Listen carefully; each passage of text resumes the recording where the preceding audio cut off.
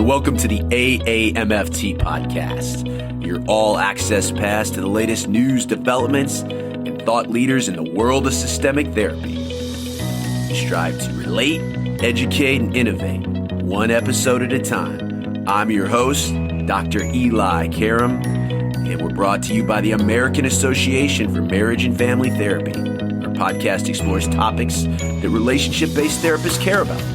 In addition to featuring unique conversations and interviews with established experts, our show provides information and education on direct practice and emerging trends in the MFT profession. For more information, please visit us at aamft.org. Thanks for listening and enjoy the show.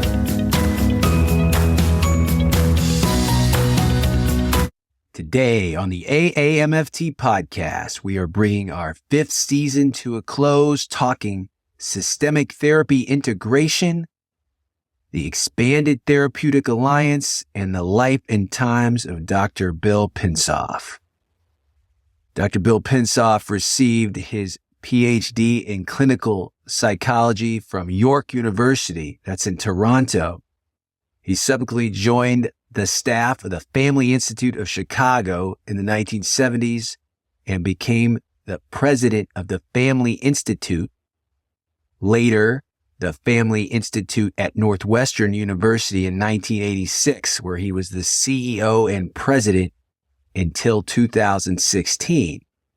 Now, Bill has made several key contributions to the field of MFT, family science, systemic therapy, both in research and practice. Perhaps you've heard of his integrated problem-centered therapy model, which was a very early in the integration movement into theoretical integration.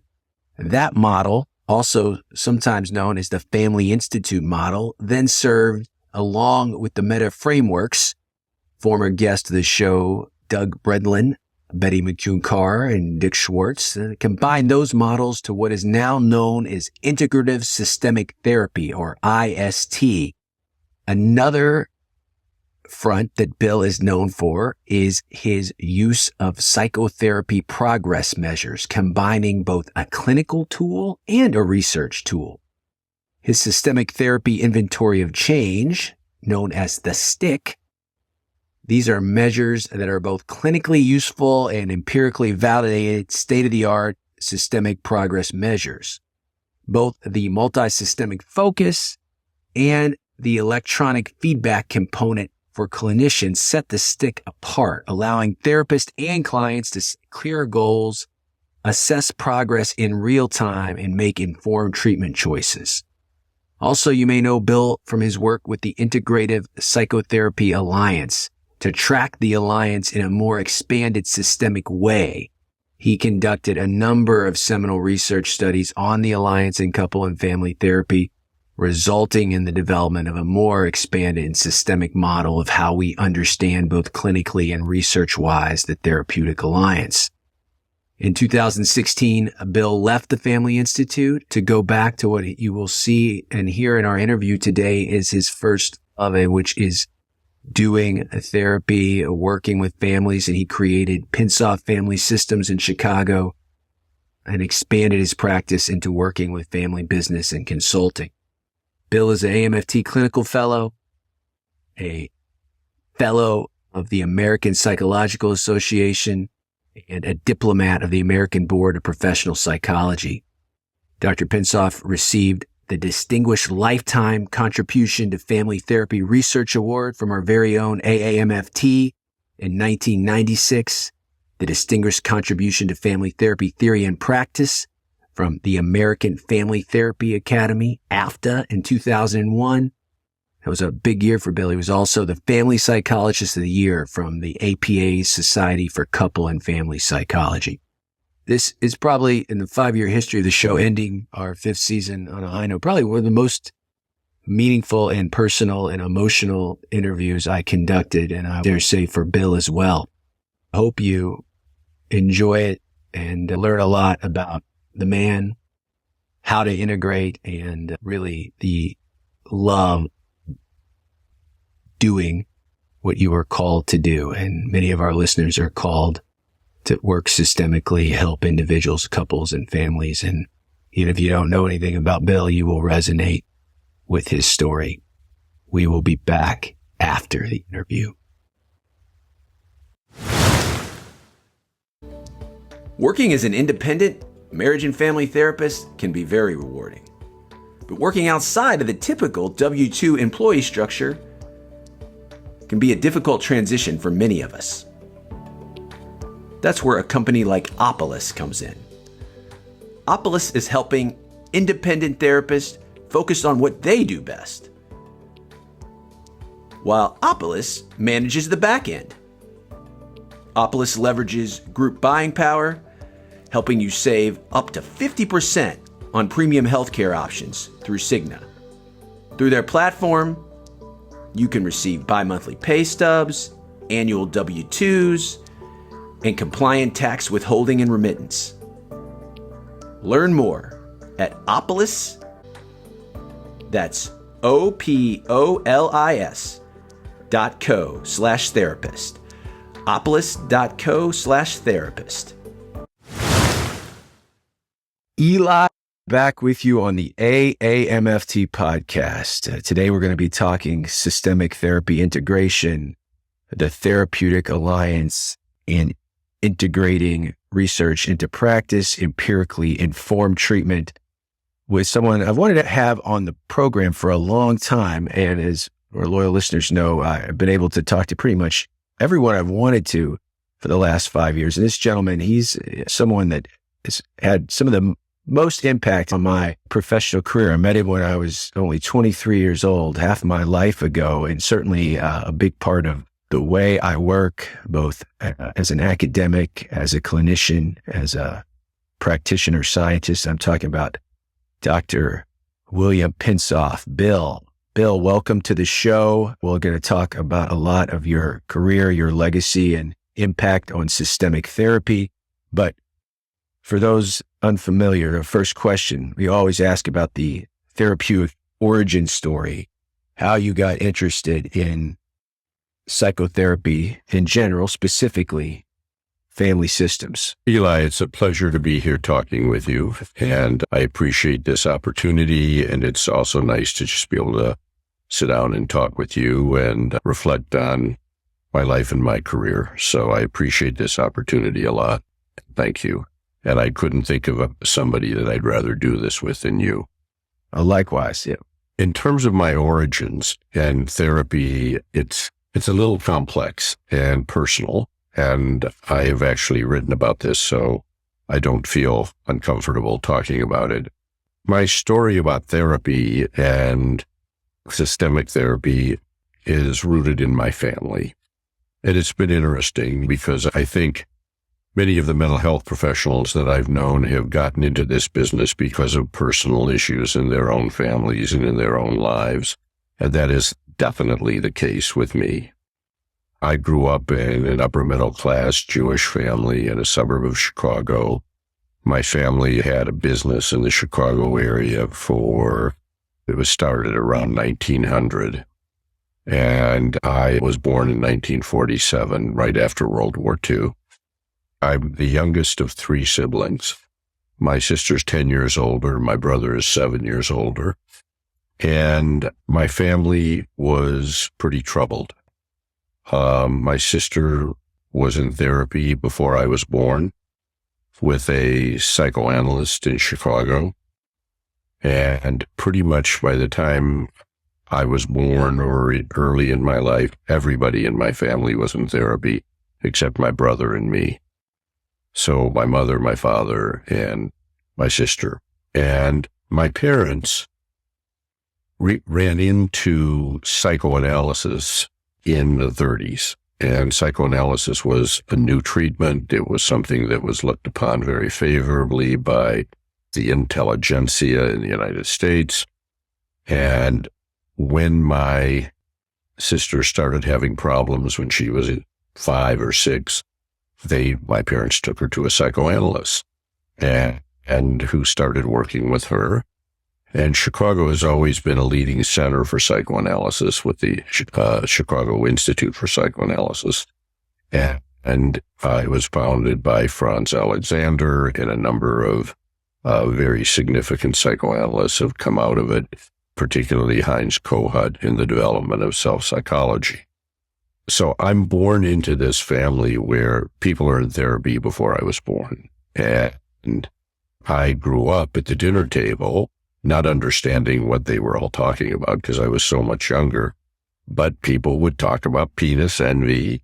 People would talk about the Oedipus complex and all that stuff. And I had no idea what people were talking about. There was a fair amount of conflict going on, and I didn't understand much of it. I knew my mom was depressed at times. My father was definitely depressed and unavailable. And I felt pretty alone. I had a decent connection with my mother and a somewhat decent connection with my older sister.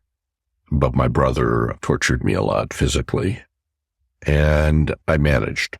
I didn't read until I was 9 because I was on strike because my dad read all the time, and I was going to show him that I was pissed off, and so I didn't read. And they did all kinds of things like, what's wrong with Billy? Why can't he read?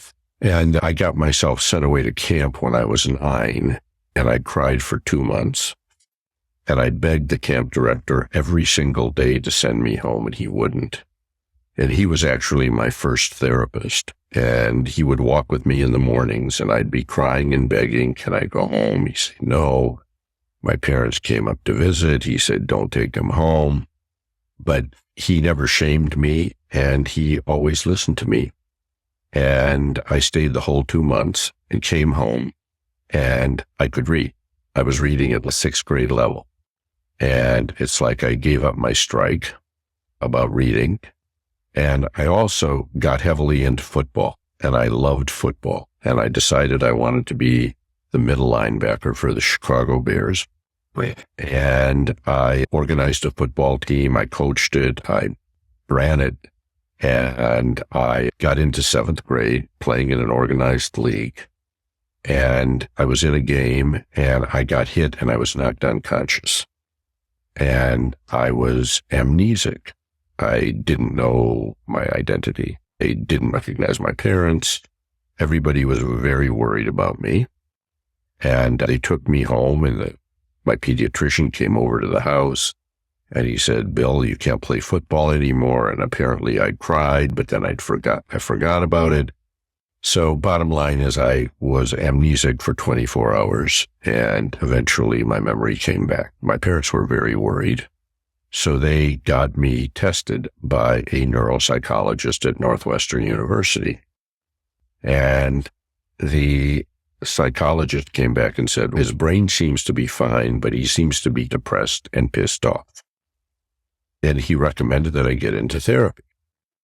So in basically the end of 7th grade, beginning of 8th grade, I got into therapy with a psychiatrist in Chicago. And talked to him about, did he know karate, and how did he deal with crazy people? How did he deal with angry people? Could he defend himself if somebody attacked him?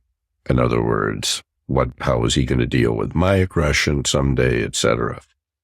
So I proceeded to be in therapy from about 8th grade through high school with this psychiatrist. And I knew he liked me. He was very interested in my ideas. I started reading Freud when I was a sophomore in high school. And my junior theme at my high school was a comparison of Freud and Jung. And I had read pretty much everything Freud and Jung had written. And it was about a 40-page paper comparing them. And so I pretty much knew that I wanted to be a psychologist or a psychiatrist, and that therapy was a way to think about people, and that what I was really interested in is figuring out, why do people do what they do, and how can you help them get out of trouble when they're in trouble emotionally. Oh, the interesting thing about this is here we're dating ourselves in the 50s, early 60s, years before the origin of family therapy. Chicago is one of the great bastions for psychoanalytic thought, and you have this whole family, yet you might not know what normal is, but you know your family is not normal, and you have these great relationships with your camp counselor and with the psychiatrist. Right. And you're a guy that's thought systemically even before that language existed. So Yes. how do you get from a very dysfunctional yet affluent family of origin who believes in this very individual psychoanalytic long-term work Right. to this very systemic family therapy that certainly that we know and love and that you Right. were known for? Right. Here's how it happened. I knew pretty much that I wanted to become a psychologist or a psychiatrist. And I was fortunate. I went to Wesleyan University in Connecticut. Wesleyan is a place that encourages people to do their own thing, to study what they're interested in. And I realized that prior to the medicalization of mental illness in the late 1800s, with particularly Freud and the idea that somehow mental illness was a target of medicine, that medicine could address it, almost all psychotherapy occurred within the context of religion. So shamans were the healers in primitive cultures.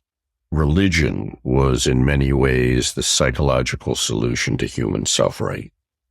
And so I decided not to study psychology. I minored in psychology, but I majored in the history of religion. So I could look at the various solutions people had taken to distress, pain, suffering. Long story short, my undergraduate thesis at Wesleyan, this was in 1969, was a comparison of psychoanalysis, shamanism, and Zen Buddhism.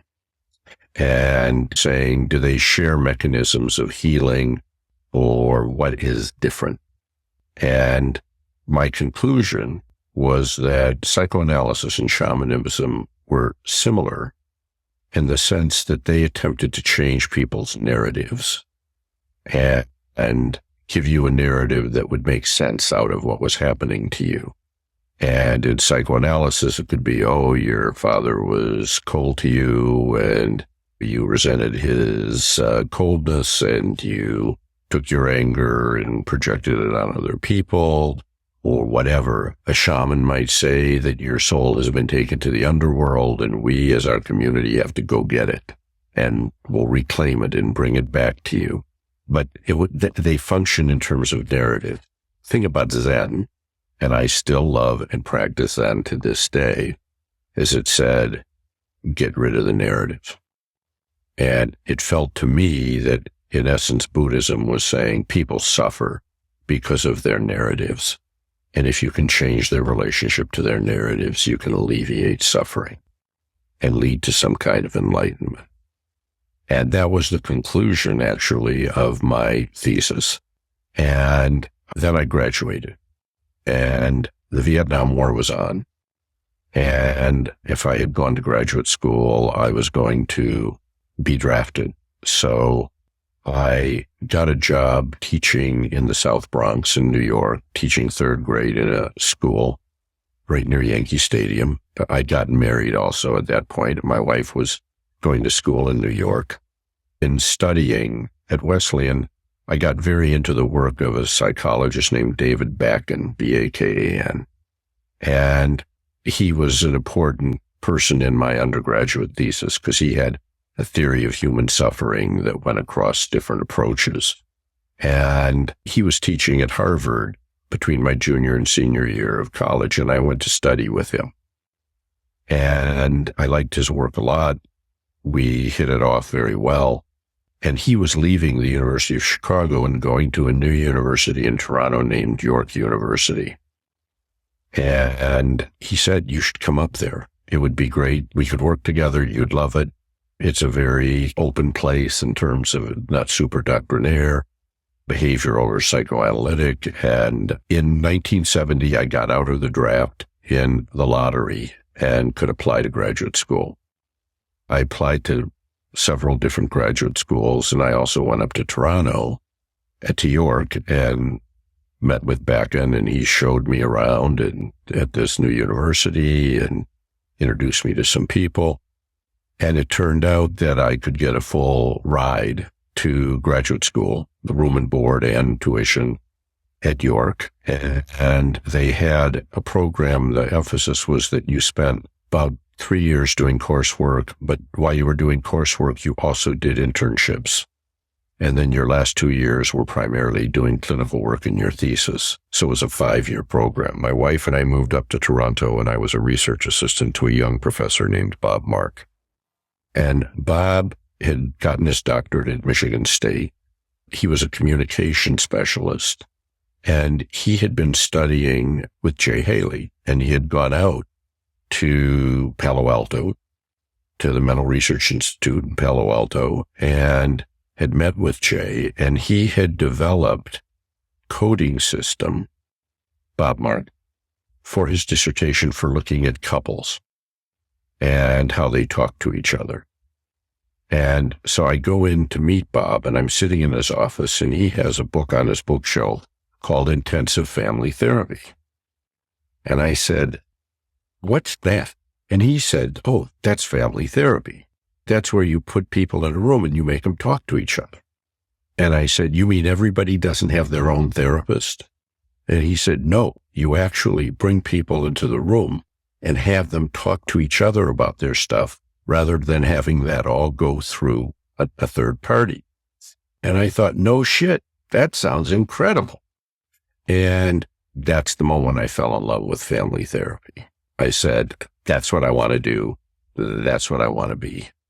Really at the golden age, the onset of the field too. So your story is powerful, as so many of us have our own family of origin story. And like I said, think systemically even before we have the language. So here you are at York.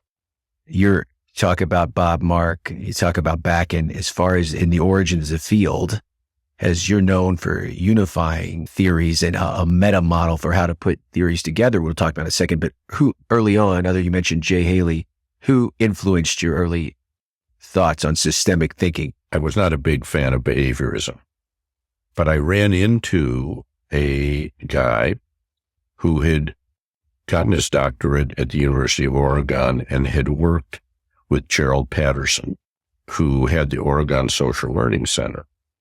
And he taught me how to code behavior using Patterson's approach. And what Patterson would do is he'd have coders. His coders would go into a family and they would code during dinner what was happening.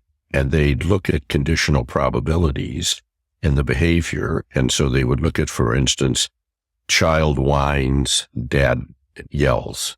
Child whines, dad yells. They show the data to the parents and say, could we change this? So when your son complains or whines, you ignore it.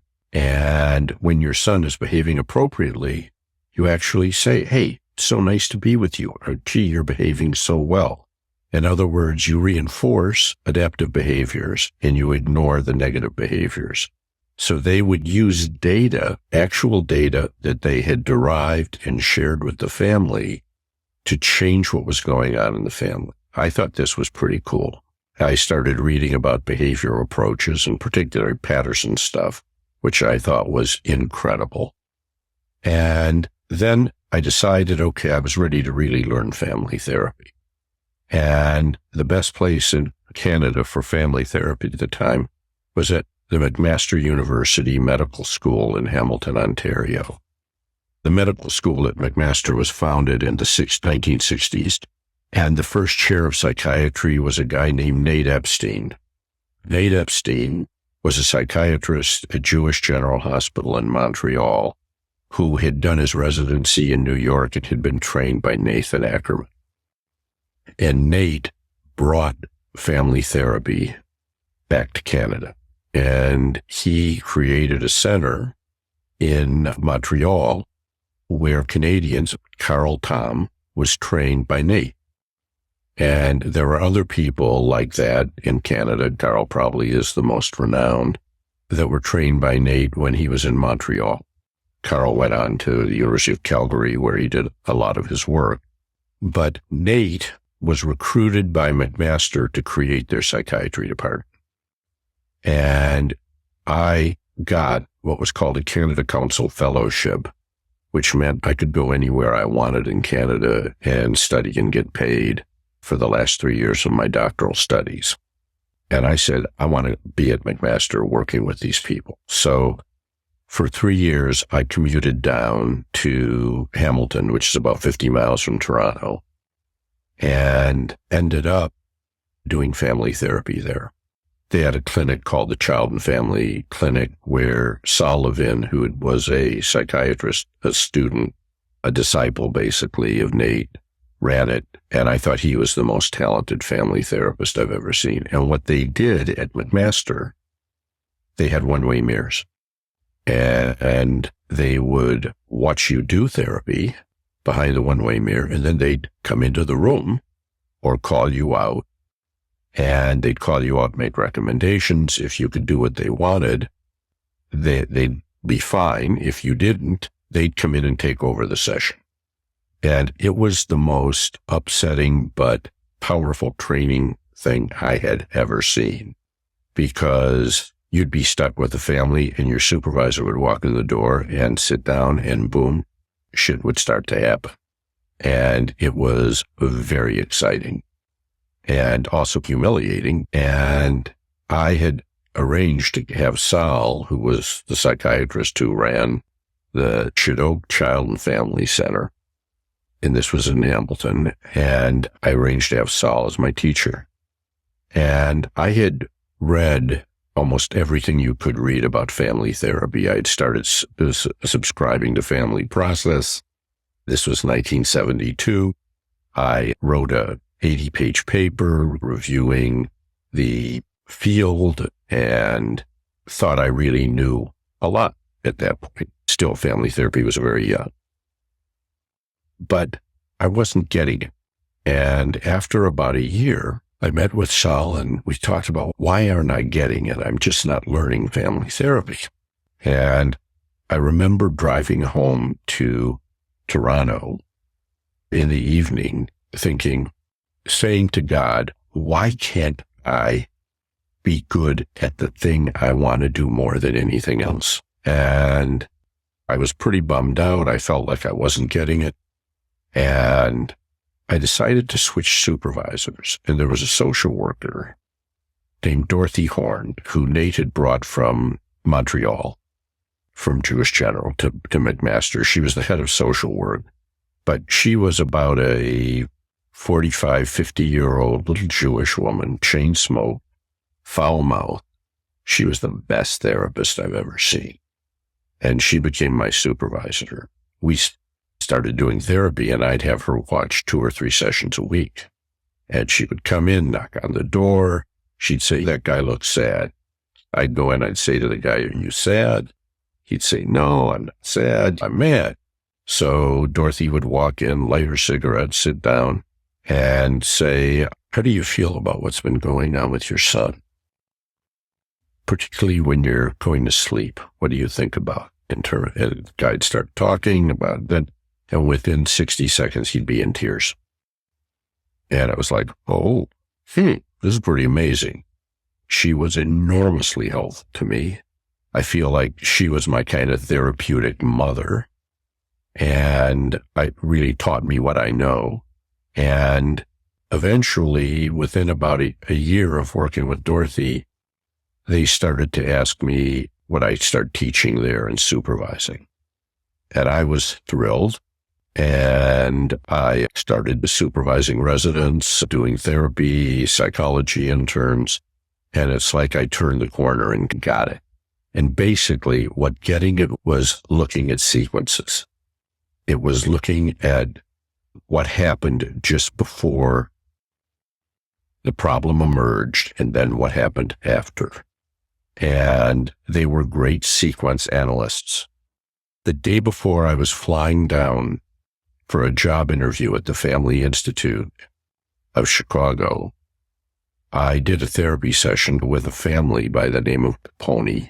It was one of these interviews where you got a 14-year-old kid who acts like he couldn't care less. He's so annoyed to be there.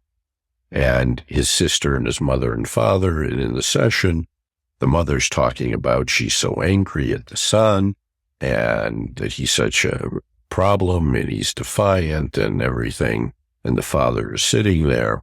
And basically, I say to the wife, when you're feeling angry at your son, where does the anger go? And she said, so it goes to my son. I'm mad at him. I said, do you ever get mad at your husband?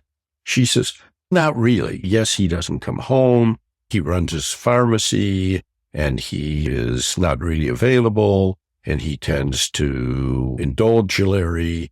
Larry's the son. And so I said, when he's indulging Larry, how do you feel? She said, well, I'm mad at him. And I said, well, what do you do with that anger? She said, oh, I always turn it on to Larry. And I thought, whoa.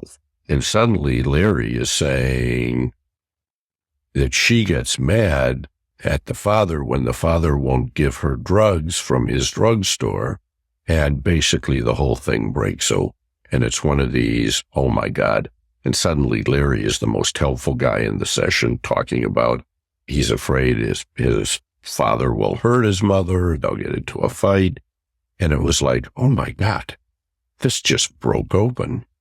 And it was one of these amazing moments in therapy. And that's the kind of stuff that they did at McMaster. And it was very exciting to see that. The other thing is at McMaster, they would have psychiatry residents behind the mirror, psychiatrists, social workers, social work interns, psychologists, psychology interns, and pediatricians and family doctors, because the whole medical school was organized around creating doctors who could go out to the boonies in Canada and could do some psychiatry, some pediatrics, some gynecology and obstetrics. And it was a truly interdisciplinary, connected system. The other thing is Nate Epstein and Saul Levin were psychoanalysts. And they also had a deep understanding of psychoanalysis, which they didn't use in the sense of a couch and free associations, but in understanding the dynamics of what was going on in families and the things that were preventing change. They had a deep understanding of humans, and they were able to integrate the systemic with the individual and intrapsychic. And I thought this was great. I'd also had the stuff from going back to the early stuff around Gerald Patterson, looking at patterns.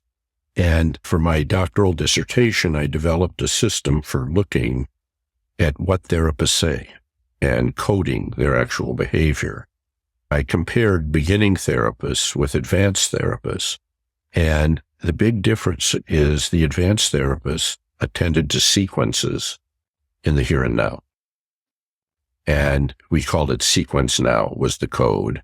There was sequence then, but they looked at behavior in sequences, and they particularly focused on what was going on in the room. The process instead of the content, as we often talk about with young therapists, get locked in the content, and this group that you were studying were attending to process. Exactly. And they were terrific at it. And actually, and also Virginia Satir had come up to York and done some work with us. And I also went through training as a Gestalt therapist at the Gestalt Institute of Toronto for 3 years while I was in graduate school. And I felt like a lot of what we were doing in Gestalt was dealing with the internalizations of the family within an individual and how those parts were influencing each other. And so I was doing Gestalt work, and then I was doing the family work. And then there was also a psychologist named Morris Eagle at York, and he did a course on object relations theory. So I started reading about object relations theory, which came out of England after World War II.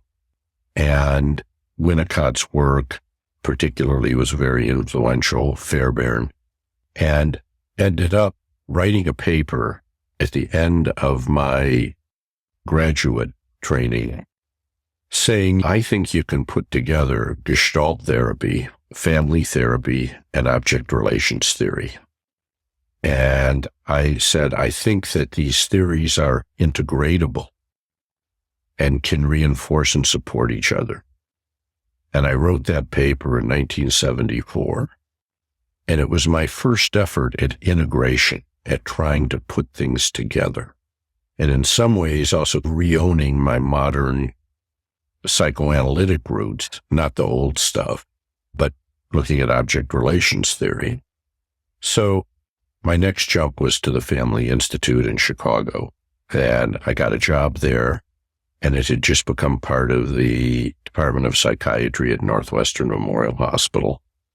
And it was a fabulous environment. It was small. There were maybe 10 staff members. We had a postgraduate program where people would come, psychiatrists, psychologists, social workers, ministers, family practice doctors. And I tried as much as possible to replicate what I'd seen at Master in terms of training, doing a lot of the one-way mirror stuff, going in, taking over sessions, calling people out, making suggestions. The Family Institute was very open to that and had been doing some of that anyway. It was a great context for me to start growing it. And it was a chance for you to come home to Chicago. Absolutely. I was back in my hometown, and it was funny, I did some day-long workshops, and my parents came to the workshops, which was incredible and exciting. The other thing is, get this, I was in the psychiatry department. I was an assistant professor in psychiatry with the man who had tested me when I was 12 and with my psychiatrist. We were all co-faculty members. A full circle moment for you. Right. So at this point, you are now, before psychotherapy integration, specifically what you're known for, theoretical integration, a meta theory of how to combine theories, you were just naturally doing that. As you can tell by listening so far, Bill is a curious guy, and he was consuming the different models and different orientations and finding a way to make them fit. So Chicago, as a bastion for psychoanalysis, also very rich in systemic thinking. So here you are, still in the origins, in the golden age of family therapy, on the front lines. And you also had an interest, as you can tell, it's not only doing the work, but studying how people change. So I think Bill is a true scientist practitioner, and you could not take away his clinical parts, but also his curiosity in studying how therapy works, including the relationships, which we'll talk about, that clients and therapists build, i.e. the therapeutic alliance. So what happened then is the Institute was going through various changes. I had worked on this integrative model, and I published a paper. I think it was called Integrative Problem-Centered Therapy, because the therapy at McMaster had been very problem-focused on what's the issue, what do you want to solve, what's the problem, and let's work up. And I came out with my first kind of statement of an integrative model. And Al Berman was the editor of JMFT, the Journal of Marriage and Family Therapy. He was very supportive of my paper and really helped me pull it all together. And I published it, I think, in 1984. And it actually won some awards and stuff. And it was the beginning articulation of a kind of comprehensive psychotherapeutic model. I know I've been thought of as a family therapist. I do not think of myself as a family therapist. I am an integrative systemic therapist. And I feel like I've tried to integrate everything from family therapy into my work. But I also definitely will do intense work, intense individual work with people. I've learned EMDR in the last 5 years, and I've been doing that within the context of working with families. My fundamental professional mission has been to transform the practice of psychotherapy in the world and to make it more systemically oriented so that everybody, whether you're seeing an individual, a couple, a family, is thinking multi-systemic. You're thinking about the individuals as systems, couple as systems, the family, the extended family, the community. And that all therapists need to be thinking that way, regardless of who is in the room. And I have been fighting really since I went to the Family Institute for that to happen, and trying to change the way psychiatry works. The idea, okay, we're going to medicate the patient. Wait a second. giving somebody an antidepressant is an intervention into their family. It's not just going to affect them. Giving a kid stimulant medication doesn't just affect the kid, it affects the whole family. And so my thinking is everybody, all mental health practitioners, need to be systemically informed. The other thing that started happening that was very exciting, at the Society for Psychotherapy Research, there were a whole bunch of people interested in the Psychotherapeutic Alliance. And they only saw the alliance as an alliance between the individual and the therapist. But there were different groups around the country that had begun articulating theories of the therapeutic alliance. They were all pretty much derived from Ed Bordin, Bordin, a professor at Michigan State, who had written about the alliance between the therapist and the client. And so what happened is I started thinking about the alliance in couple in family therapy, and that it's much more complex. Instead of just an alliance with one person, you've got an alliance with everybody in the family. And then eventually I started realizing, hey, and they have alliances with each other in regard to the therapy. And so I began to think about the therapeutic alliance as a kind of multi-systemic phenomenon, and that the therapist has a relationship with the people in the room, but also with the other people in the family. And so that and the other people in the family may say, oh, I love that therapist, or I hate that therapist. Every time you go to the therapist, you come home and you're full of shit for 2 days. I don't like that therapist. Or you've gotten much better since you've seen this therapist. He's working magic. In other words, people in the family around the people who are directly involved in the therapy also have a form of alliance that needs to be considered. So people are going to know you for this integrative model. They're going to know for your work on expanding the therapeutic alliance, but your notion of the direct system and indirect system fits right in what we're talking about here. And this idea that we have a therapeutic system and a client system, and people come in and outside of that. And I think that you can't have this conversation we're having now without talking about you labeling that and really creating the movement from both therapist in and out of the room, as we talked about with live supervision, and different session configurations within a modality of systemic therapy. Exactly. And the idea, we developed this terminology, the direct system are the people that's in the room. The indirect system is the other people that influence what's happening that are not in the room. And that a good therapist thinks about that and considers that in his or her interventions.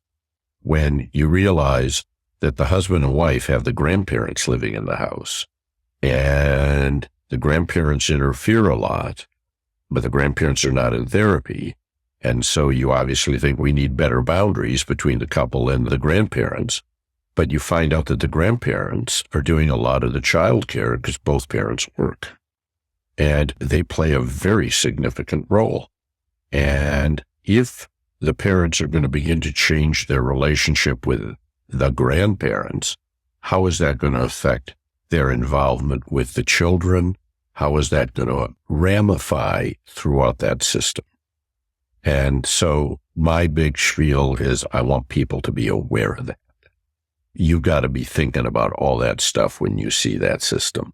Let's talk about some other premises that I think fit very naturally with how people work that you also articulated that is the basis of how to be integrative. So let's start with the health premise, this idea that you look for strength and health in people, but you will not ignore psychopathology if it's staring you in the face. Absolutely. Absolutely. Part of what was great at McMaster, and I'll never forget this, Nate Epstein did an interview with a family. And this was one of the first things I saw when I was up there. I was behind the one-way mirror. And the father was very passive. And the mother and the son were in conflict all the time.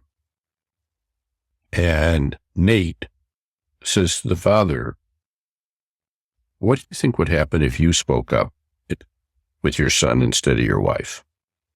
He said, I don't really get involved. I try not to get involved. And this is something with my wife. She's concerned about my son. And Nate ends up saying to the father, come on, you got to get involved. And the guy looks at him like, what are you talking about? Now? Nate said, yeah, now. And you and your wife are fighting. Do something about it now.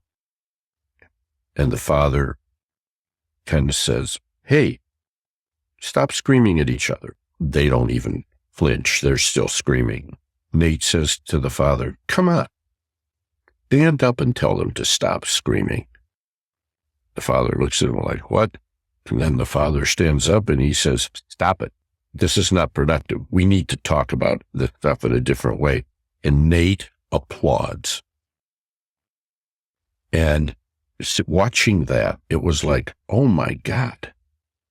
So many people would have said, oh, this guy's passive aggressive. This father, he can't do it. He's incompetent, blah. Nate went in and challenged him to be as healthy as possible. And you know what? The guy showed up. That for me was an incredible object lesson. And that when you see somebody, rather than saying, why can't they do this? It's how can I help them do what they need to do to solve their problems? And the idea that you could direct somebody, that you could intervene, that you could make it happen in the room and begin to change the system was such a powerful way of thinking.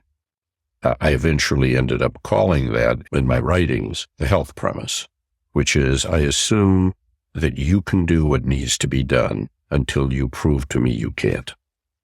So we've talked about the health premise and this nature of expanding the system and with the roots of family therapy, even though what you're talking about as being an integrative systemic therapist is much more, it's combining individual, couple, and family therapy. This idea of the interpersonal premise that if I can do the work with as many people in the system as possible, it is so much more powerful. So I always want to work in a way that gives me the best bang for my buck, which is also another one of your integrative premises, being cost effective. But yeah, let's talk about the interpersonal premise, which I think will resonate with many people that work with family systems and that studied classic family therapy models.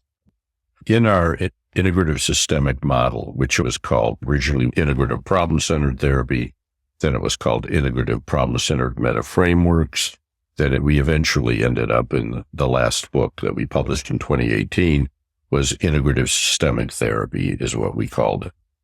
And the interpersonal premise pretty much says, whatever work you need to do with someone, try to include as many of the appropriate members of that person's interpersonal system in that process, in the room. For instance, if you're talking to a guy, a man about he has erectile dysfunction and he doesn't get erections when he's with his wife, get the wife in the room and start talking about what goes on when they're having sex or considering having sex, rather than this being an individual conversation. You don't have to get the children in there to address while the parents are talking about their sexual relationship.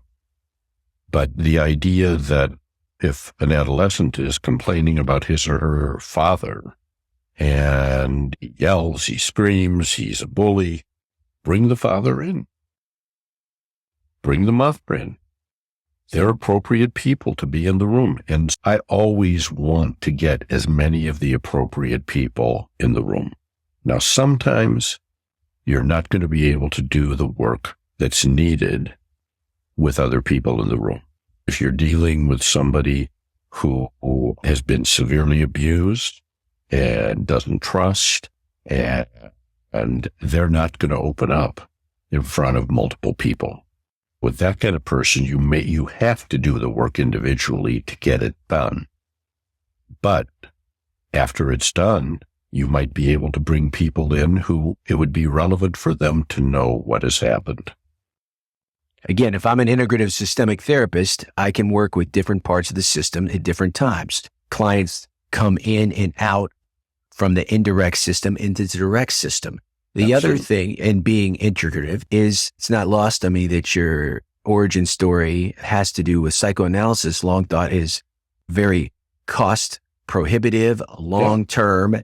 Another thing in being integrative is you expanded on is the belief that if you can do the work quickly to lift constraints or solve the problem, that is preferable than a very long-term historic types of therapy. So talk about the cost-effective premise and going from the here and now to the more historical. Yeah. The idea, the movement in integrative systemic therapy is from the here and now to the past, not from the past to the here and now. And the idea is, I'm going to take the simplest, most direct approach to your problem. You have a kid that's not going to school or is not doing his homework. Okay, let's work on that. What do you need to do? Does he have a place to study? Does he have a study time? Can you create that for him? Can you say you can't have your phone while you're studying, but you can have it after? In other words, we try all that. And then the wife says, oh, it makes me feel so bad to take his phone away because he needs his friends. She starts telling you about how she was a lonely adolescent and didn't have a lot of friends. And so it's really important to her that her son have friends. So in other words, we are trying to get people to do the simplest, most direct thing to solve their problem. And when they can't, we dig. How far do we dig? As far as we need to resolve the problem. So for instance, with that mother, she'll tell me about how when she was a kid, she felt so lonely and didn't have friends. And the truth is her son has a lot of friends. And if he didn't have his phone, it's not going to devastate his friendship. He's not going to feel the way she felt as an adolescent. And she says, yeah, I think you're right. And then she can do it. That's great. So we did a little work in front of her husband and actually her son, and on her past, looking at how it was influencing the present, but then we bring it back to the here and now. So I'm not saying, hey, that woman needs to go into individual therapy to work out her stuff before she can set limits with her son. And that's the model. And we're talking about psychotherapy as a failure-driven progression that we try to resolve the problem as quickly as possible. But if we get stuck, either the client gets stuck or the therapist gets stuck, then is when you shift. This model was so influential. It combined, integrated individual, couple, and family therapies and gave therapists a way to shift, reading the feedback from the client. And feedback comes in, hey, can I give an intervention or give some homework? And how did the clients respond? If we don't respond, it doesn't work. And it also, one of the things inherent in this discussion, the scientist practitioner in you, always getting feedback from multiple sources, including client self-report. So we can't interview Bill without talking about his contribution to what he and Lyman Wynn deemed a progress research, combining a little O's and outcomes in therapy with the big O, the final outcome, and getting feedback to help therapists know when to shift, to move from approach to approach. So we talk for hours about that, but briefly, for our listeners not familiar, talk about progress research and your major contribution to that, which I'm so thankful to be a part of early in my career, the Systemic Therapy Inventory of Change, also known as the STIC. Thank you for bringing that up, Eli. The other piece of my mission, beyond trying to make all psychotherapy more systemically oriented and integrated, is the idea of bringing scientific data into therapy. And I think that there has been a huge impetus over the past 30 years to be empirically supported therapies that have been tested in randomized clinical trials to be shown to be more effective than other therapies or no therapy. And there's been a huge movement to do that, which I'm not actually a very big fan of.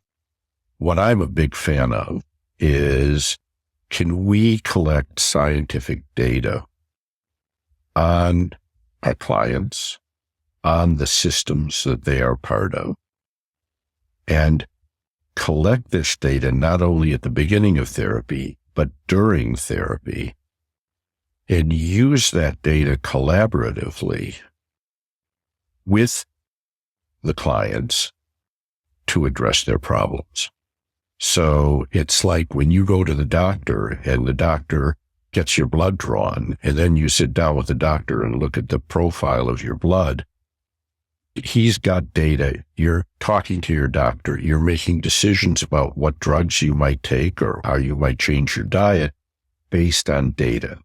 And I think that is not inconsistent with the principles of family therapy. There's been a lot of debates within family therapy about reductionism, about science. Should we basically just do qualitative research or should we do quantitative research? I developed a whole system of questionnaires as part of the STID with my research group, including Eli when he was at graduate school. We developed a system for looking at the individual, the couple, the family, the child. We had systems for measuring the alliance, and we had patients would fill it out for every session. It was all computerized, and within 60 seconds, they'd get an email with the results of the questionnaire, showing what had changed since the beginning of therapy, showing what had changed since the last session, showing where the alliance was. And the idea was that therapists could take these data and share them. The patients or the clients, as you probably realized, I use those terms interchangeably. Really depends on who I'm talking to. But you share the data and make decisions about what are we going to do in the therapy. I mean, for instance, something isn't changing, and session after session, this thing is way into the clinical range, still problematic. And we've tried a whole bunch of stuff. Say, look, it's not getting better. What are we going to do about this? What are some options? So that you use the data, you use scientific data with clients to make decisions about what we're going to do in the therapy, to evaluate the therapy, to assess the impact of what we're trying. I think if we are going to create a mature clinical science, we have to integrate data into our treatment. Objective data. Not by objective, I put quotes. There's nothing that's objective. Anything human beings create is still subjective because it comes from us. But you can use quantitative data to help evaluate, to help inform, to help guide therapy. It doesn't have to be something that reduces people or minimizes people. The thing about the stick that I really love, this questionnaire system that's online, is it forces the therapist to think systemically. So if I'm doing individual therapy, but I'm using the stick, and my patient is married with kids, I not only get the data on how my patient's doing, I get to see what my patient is saying about his marriage, a family, and his kid.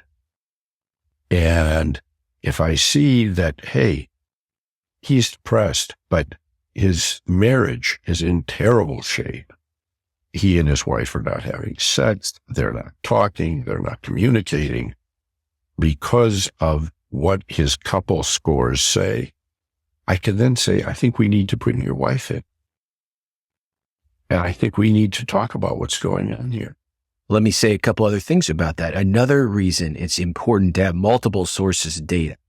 If you only rely on client feedback and you have more than one person in the room, I'll give you an example. A couple comes in, and especially with one dominant partner and a less dominant, let's use a traditional heterosexual couple, the husband says, we have a great sex life. And the wife doesn't want to interfere with that and speak up. But on a questionnaire, they will endorse differently. So when you have self-report data, and that's, say, different than your clinical impression or with client reports, there's an avenue there to explore. So many clients will tell you, especially disenfranchised member of the system, they'll report it on a self-report form that they know their partner or family member is not looking at, which they may not be as comfortable saying, especially early on in front of a therapist. This movement is about being a empirically supported therapist rather than practice any empirically supported form of therapy or model. So this idea to use the data to inform your work, even if you've never had any thoughts of being a scientist practitioner. Also, if we give our clients surveys, how many people give their clients forms and the client spends time filling it out in your agency or your practice may use it, but you never use it. And that burns the client. It hurts the alliance. So this is practitioner-oriented research into practice that is both a clinical tool and a research tool. And Bill's whole career has been linking both, as you can't separate his scientist parts from his practitioner parts, as you can tell from this interview. Let's say one other thing about how to be integrative and how to use data. The alliances we've talked about, which is more than just how I feel about a client. It's Ed Bourdain's notion of task, goals, and bonds, and it's Bill's notion of expanding these multi-relationships, relationship with each member of the family, the relationship of the clients together, and the relationship they have to the therapist, both individually and together. That takes precedence over any technique or approach. And if your alliance is damaged, as Bill has written much about in a large portion of what I love to research and read about, alliance tears, which inherently in couple and family therapy, there is more split alliances. And if you don't have a way to pick up on that, you don't pick up on it through what the client says or look at the data, the therapy goes flat. So Bill, talk about how in being integrative, the alliance takes precedence over any model or technique or approach. Yeah. I think of the therapeutic alliance as a necessary but not sufficient condition for successful therapy. Yeah. What I mean is it's got to be there, and it's got to be good enough. And if it's not, nothing's going to happen. But it in itself is, in most situations, not enough to really bring about change. And I think that what we have found is there's a lot of talking, as I was saying, about tears and ruptures in the alliance and the repair of the alliance. And the way we have come to teach this to therapists is you need to pay attention to your alliance. And if you're using the stick, we'll give you data on your alliance. There are other measures of the alliance. But basically, you can have an alliance where people trust you, where they respect you, where they confide in you, and then you will do something that turns them off or makes them feel like they can't trust you. That is a rupture. And what we have come to believe, and there's some data to support this, is that if you don't repair the rupture, the therapy's over. And we teach therapists how to repair the rupture. And part of what you do is you take responsibility for your part. For instance, you're working with a couple, and let's say the wife is saying that she is not interested at this point in having sex, and she feels very scared of sex. They've had some difficult experiences, plus she was abused as a young woman sexually, and you say to her, you know what? I think it's very important for you to say you don't want to have sex at this point. And that's not saying forever, but it's saying now. At that moment, the husband is sitting there feeling, how could he say that to her? Does he know how unhappy I am sexually? Does he know how upsetting it is to me that he is telling my wife it's okay not to have sex with me? That is a rupture. In other words, I'm supporting her, but he feels that I've abandoned him. If I don't attend to that, I could well lose the couple in there. But what I would do in that situation is turn to him and say, how do you feel about this? And he says, oh, I understand. How do you really feel about it? I'm not so happy. What are you not happy about? Let's talk about it. And I'd even say, are you pissed off at me that I told your wife she should not have sex with you if she doesn't want to? And he'd say, yes. And then we start talking about it. And I may even apologize to him and say, but I didn't see another way to take your wife who has been struggled with this a lot and not support her in this. And how can I make this better for you? In other words, acknowledge the rupture, talk about it, take responsibility for your behavior, and then talk about how can we do this better. And that's so important. And the research shows that when there's a rupture that is repaired, the therapy is better than if the rupture never occurred. And I think in our field as a educator and a trainer, we unnecessarily contract the system, Bill, because young therapists, they have a hard time balancing alliance or dealing with high conflict when really that is part of the work. You don't want to collude with a couple or a family in their problem when things get difficult or the temperature gets raised. You want to be able to understand, validate, repair. And these kind of meta skills are essential to being integrative, to working in your approach, or to be able to balance an alliance when you have many people in the room with very disparate motivations and goals about therapy. In terms of this, part of what I've learned over the course of 53-year marriage is, I don't mean to offend people with it, but saying this is to shut the fuck up. What I mean by that is, rather than arguing with my wife and making my point and insisting that what my version is right, I have found if I listen and don't defend myself, it's much more helpful, and we move ahead, we deepen our understanding. It's the same thing in therapy. When you've hurt somebody or offended somebody, listen. Don't defend yourself. Take it in. Apologize. And that's how you repair a rupture. Now, there may come points in therapy where you can't do your job without rupturing an alliance with somebody.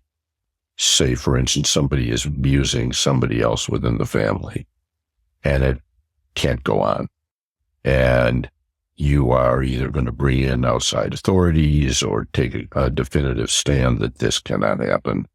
You're risking a rupture there, but it's necessary for the safety of the individuals that you're working with. And sometimes the alliance must be sacrificed in that kind of situation. You listen to Bill, he's already told you what year he was born. You don't think he is in his mid-70s, but he is as active now as ever. We've talked about alliance. We've talked about progress research, measuring change over time and feeding back. When you think of your legacy in the field as far as integrative systemic therapy, how do you want to be remembered in this great profession, Bill? One of the things that was very important to me was the Family Institute, and I worked there for 40 years.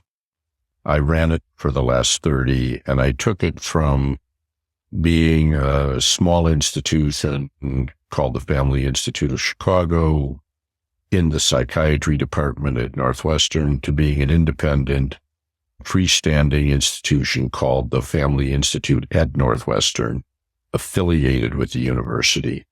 And my goal was to create a permanent institution that was linked to a university that could not be shut down by the university or any other institution, that was dedicated to promoting this integrative systemic perspective. And I wanted to use the Family Institute, and did for many years, also as a training setting for many therapists. It was also an ideal setting for collecting research data and developing this stick and trying it out. And I think the fact that I left the Family Institute in 2016 after 40 years and went into full-time private practice. But the Family Institute is still going strong, training therapists and promulgating the model that we've been talking about. And I think it probably will go on. I'm sure it will go on after I'm dead. And Eli, maybe hopefully after you're dead and we're all gone, that institution will continue taking the things we've been talking about and trying to train people in their use, how to think about systems, how to think about therapy, and how to improve it. And I think that's an infinite task, but that's what I've dedicated my life to, trying to change the way things are done and the way therapists think and work. And maybe I've had a little bit of impact.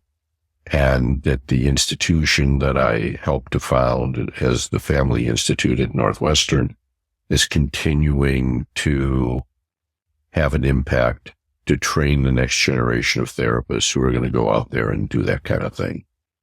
We started personal and personal here in the next couple minutes. But I will say teaching or training, research, and direct clinical practice all under one roof. That was Bill's vision, and what a powerful way it was to be trained that way. And when I think people will ask me, you're a professor and you're training all these therapists, you're writing, you're doing research, and you still are seeing people. So that's how I learned to do it from the guy we're talking to right now. As you listen to him, he doesn't need to do this. He loves doing it. And he is as active now in his 70s doing the work as he was before. What do you still love about systemic therapy all these years later? Talking to you, your curiosity, your passion, it comes through. You love it as much now as you did when you first saw it back in Canada. Mm-hmm. Why is that? It's interesting. I had an article that was done about me and the Family Institute that was published in the New York Times maybe 10, 15 years ago. And I got an email from somebody, a woman in Connecticut, who said, I presume that you are the Billy Pinsoff with whom I was in first grade at Central School in Wilmette, Illinois. I just want to tell you a story. This is this woman writing to me. She said, I came to Wilmette from Kansas with my family, and I felt totally lost. I didn't know anybody in the school, and I was put into first grade with you, and you were in my class, and I was afraid to go out at recess, and you stayed behind. And you said to me, I will take you out to the playground and I'll be near you and you can do this. And she said, oh no, I can't. And she said to me that I said, yes, you can. And I will be with you. And she said, and you took me out on the playground and got me playing with other kids. And it's good to see that you're still doing that work today. And you know, part of it is I was doing this when I was 6 years old. I was destined to do this. And this is my work. It's not my job. And I love doing therapy. This is what I do. And I feel, what else do I want to do? I don't want to play golf particularly, although I've been taking golf lessons on tarot. But this is what I love. This is what I do. And if I can do it till I die, I'll be a blessed man. I have had the privilege of, as I said, interviewing all the luminaries in the field on this show, and very fitting. In fact, Bill introduced me to the inspiration for the show. As many listeners know, a late, great Doug Sprinkle, influential to both the science and the art of family therapy, systemic family therapy. Bill made that connection when I was a young man. I went from Northwestern, where I had undergraduate and graduate degree, to Purdue, and even going back and forth and collaborating on this systemic therapy inventory of change, progress, data for my dissertation. But Bill is still, of all the people I've worked with, his passion, as you can tell, he loves doing it. He would do it for free. He loves doing it as much today as he used to, which is one of his common factors, his curiosity, his understanding, his desire to continue to understand, to see patterns and sequences.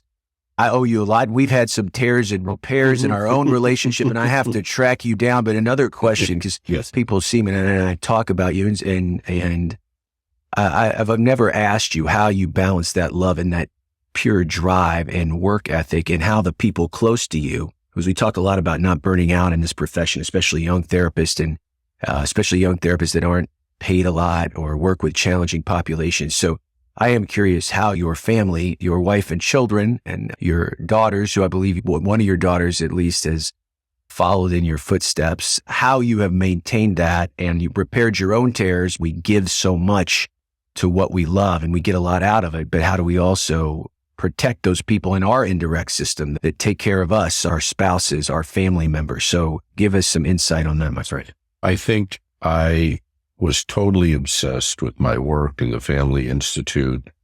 I became the head of the Family Institute when I was 38, and we had just gotten kicked out of Northwestern Memorial Hospital. And I felt I had to save the Institute and build it. And I also wanted to do my career, and I sacrificed my family.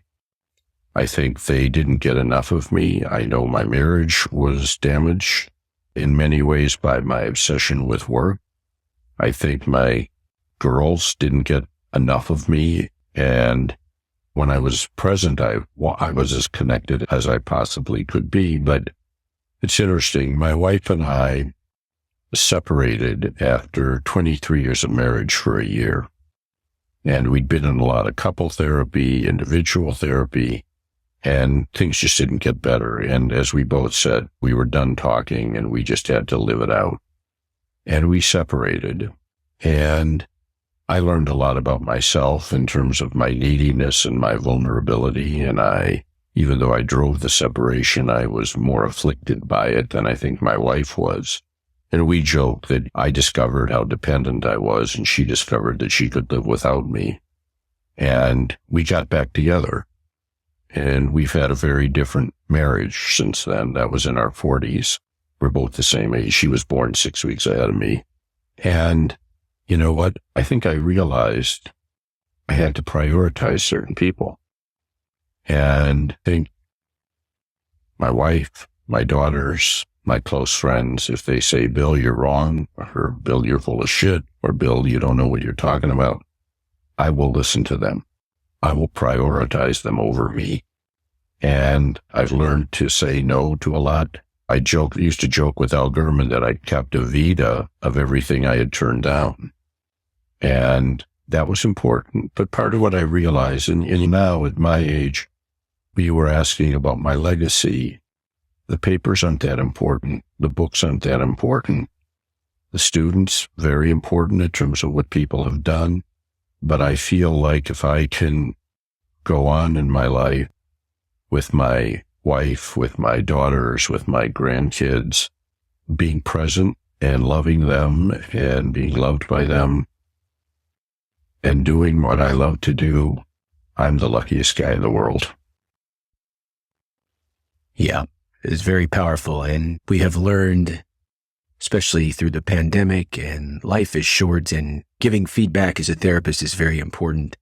Teaching family members how to give feedback to each other also vital. So I'll give you some feedback. It makes me a little emotional when I think about it, but I think finding family therapy at a time in my life where I was very lost, not only did I meet Bill and some of my major mentors at the Family Institute, but I met my wife, one of my best friends, in addition, and I'm still very close to some of those people over almost a quarter century later. But I remember just seeing someone love what they do. And Bill was running the Family Institute. This was 20 some years ago. He was charging a lot of money and seeing a very affluent of the North Shore, but also would come and give his time working with people that didn't have anything. That's the other thing he didn't say about the Family Institute. The service provider, no matter what your income level or socioeconomic status, another huge accomplishment of such a center like that was very important to Bill. But people were scared to talk to Bill. He'd come in and give a lecture, whatever, students meeting. And I was like, no, I'm going to go. I want to work with that guy. He loves what he's doing. So I would chase him down, and we made some of the greatest training tapes. What I learned from Bill is that you push a system and perturb a system, and one of the qualities you have is you don't give up, either on an idea you have or a family you're working with. So I did not give up, and I convinced the Family Institute to keep me around. And the fellowships at that time were for doctoral students. And I was just had graduated with my MFT degree. I didn't want to leave Chicago, which I loved. I didn't want to leave that great environment. And you hear about the heyday of family therapy, and it was happening at the Family Institute. That was my own little field of dreams where teaching, research, and all I wanted to do was keep learning. And I learned that this is a profession that as long as you are curious and you read the feedback and you stay informed, you can never age out of it. And you taught me that, and you taught me to push and fight for things you believe in. And I had to work for my relationship with you because you were a busy guy. And I also learned to maintain relationships, and relationships matter, and don't ever burn any bridges. And I tell my students that all the time. But you, despite all of this, I will still say the most in my time in the field and kind of what I've known for now of contextualizing and look at these common factors and these therapist factors. And I don't think I've ever been in the room with someone that loves what he does as much as you and as effective as a clinician. Because just like our listeners heard today, you know where your weak points are, you own your vulnerability. And when you do that, no one can ever use it against you. And it humanizes you no matter where you travel the world or do anything. And you certainly one of the biggest influences in my career and one of the most talented clinicians that I've ever been in the room with. And I couldn't imagine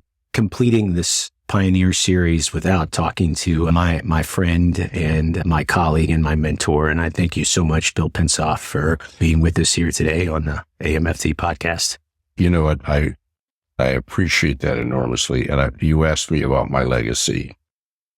My greatest legacy is you and people like you who have gone on and made a great place for themselves in the field and who represent, I think, the values that I hold most dear. And it gives me enormous pleasure to see what you're doing and who you are at this time in your life. And it's extremely gratifying for me to know you and to have you as still in my life. And I want to thank you for being you.